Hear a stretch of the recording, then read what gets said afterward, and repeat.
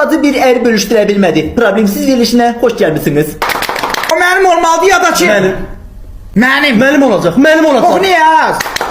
Sakit emosiyalara kapanmayaq. Görək böyük bacı nə deyəcək. Vallahi büyük bacı ne diyebilir? Elimde büyük. Daha kommunikabilin olur. Elə deyir ki, əlimdə böyük, elə bil doğmaca qardaşdır. Aslan oğlunla vaxtdan qardaş olub. Gəlir ekspertin rəyini öyrənək.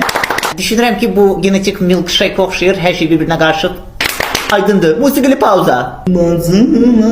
Musiqini kəsin musiqini. Mikrofonu qoyun yerə. Biz nə qərara gəldik? Əl kimindindir? Gəlir ərin özündən soruşaq. Əl üstü getsinlər. Çıxan şey olsun yoxsa axıra qala. Ronaldo yoxsa Messi? Meslidir. Büyük bacının büyük tecrübesi de olur. 40 illik probegi də olur.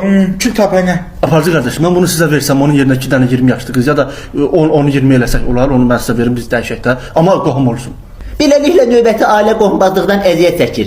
Verilişimizin baş sponsoru Qohumbaz Saunası.